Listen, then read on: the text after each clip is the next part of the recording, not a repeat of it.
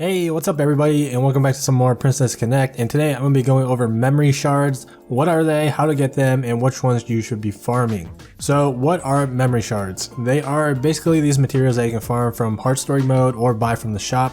They are used for two different things. With enough shards, you can actually unlock a character without having to summon for them. It takes about 145 shards for one of these 3 stars, so you want to get started on collecting shards as early as possible. The other use the shards have are for ascending your characters, or in other words, increasing a character's star rarity. In doing so will increase the character's bond level and their max stat, so this is a very important thing to do. As I said, you can farm shards from Heart Story. You can find shards for all these starter characters except Carol here, and then there's also a wide variety of gacha character shards that you can farm as well. These hard maps cost way more stamina than the normal stages, so you really want to make sure that you make the right choice on which shards to farm first. You want to make sure that you manage your stamina well between farming shards and farming gear. Do note that you can only attempt these maps 3 times a day, and you're not even guaranteed a shard on each clear, so yeah, shard farming from Heart Story will take a while to do. So who should you prioritize farming for? Well, certainly don't neglect your starter characters. They are actually pretty decent characters as long as you invest in them a little bit. You know, they have 2 nodes that you can farm shards from compared to only 1 node for other characters, so you can get their rarity up way faster compared to some other characters. Yui, you definitely want to try and get her to 2-star ASAP. After ascending her, she'll heal more and actually eventually be able to deal decent magic damage as well. A very good healer to have for story and dungeon. If you are using Pecorine, then you should 2-star her ASAP as well because she's a tank, and obviously increasing her stats will boost her survivability. That'll make it easier to roll through story with her as your frontliner. And don't forget about Kokoro too. She's actually a really good team buffer. She can buff your team's physical and magical attack as well as their attack speed by a small amount. Since she's a midliner, it's easy to fit her in the middle row of your team and have her be the one to tank range enemies. Her Union Burst self heals, so she does a really good job at range tanking and being a team buffer at the same time. If you have enough stamina left over, then I would probably farm Saren's as well. Her node can be unlocked very early on. It's only map 2-3, so you can get a fast start on farming her shards. Saren is a midliner DPS TP battery. I say DPS, but her DPS is actually not the best. She's mainly used as a TP battery. Like I said in my previous video, Saren's a key piece for certain team comps. These 4 characters should keep you busy for a while. Just prioritize in 2-starring Yui and Kokoro. If you are using Pecorine, then 2-starring her should be a priority as well. Any stamina left over can be used to farm Saren's shards.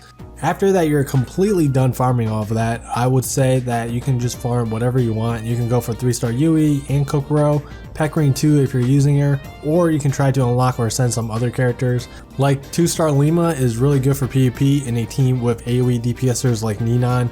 Her skill 1 moves enemies together so that AoE attacks become more effective. And speaking of Ninan, you can farm her shards as well. As I said, she combos great with Lima. She's the one that does the AoE while Lima groups the enemy team together. But you know, Ninan and Lima are PvP focused characters, so it really depends if arena is a priority for you. I personally prioritize PvE early on so that I can get through story, unlock more gear, and also progress through dungeon for dungeon coins, so it's up to you. Now as for the shop, let's start with the dungeon shop. Lots of great characters in here, but you should definitely start by getting and ascending Yukari to 2 stars. She is the best 1-star in this game. She does a little of a lot of things. She has some heals, she's a TP battery, and has a Union Burst that reduces incoming magic damage. Just a really good all-around support unit. Then after that, you can go for Nozomi or Maho. Which one first really depends on your roster. Do you need an all-around good tank? If yes, then get Nozomi. If you need more support via healing and TP boost, then you may want to prioritize a game Maho instead. Her blind is also very useful for PvP. Either way, you want to try and recruit both eventually. After you have recruited all 3 of those characters and ascended Yukari to 2 stars, then you can try to get Carol to 2 stars. That's if you plan on using her. She's a pretty straightforward magic DPS, solid but nothing too special. Otherwise, you can try to ascend Yukari, Maho, or Nozomi even further. I would prioritize ascending Nozomi first just because she's a tank and she needs more stats. Next is the arena shop. 2 characters to prioritize here. The first is Monica. Monica is a great PvP character. I would try to get her first. She has a team attack speed buff, great personal DPS, and has a stun. After getting Monica, you should try and get Tamaki. Tamaki is actually becoming one of my favorite characters to use. She's a frontline DPS that is mainly used in PvP. She's basically a mage killer. Once her union burst goes off, you basically got yourself an instant free kill. Just make sure when you get her, do not use her in the second position in PvP. She is a frontliner, so you probably have to end up using 3 frontliners including her to ensure that she isn't in the second slot. The reason is because there's characters out there like Maho who specifically blinds the enemy in the second slot, and you don't want that to happen to your Tamaki or else your DPS goes whoop, way down, so keep that in mind. In addition to that, Tamaki is extremely squishy, so you really gotta protect her while she gains TP. I personally would get Monica first and then get Tamaki. Then after recruiting both, I would prioritize in trying to 5-star Tamaki because she'll be useful for a while. The Princess Arena shop is pretty stacked. I would recommend getting Miyako, aka the Pudding Girl, first and probably 3-starring her as well. She is the best physical tank. She will carry your team in PvE content and she'll do well in PvP as well. After recruiting Miyako and 3-starring her, you can try to recruit Kari or Hatsune. Kari is a very useful character for clan battle. Like right now, among all the current cast of characters, she will do the most physical damage in clan battle. You basically just pair her up with defense debuffers like Makoto or June, who is coming out soon, and Kari will carry your team through most clan battles. Now, Hatsune is one of the best magic DPS for Arena, but that's the only place where she's useful in right now, so again, it really depends on what your priorities are at the moment. Is it PvE, is it clan battle, or is it Arena? Regardless, definitely get Miyako first because she's good for all areas of the game, while Kari is mainly used in clan battle, and then Hatsune is for Arena.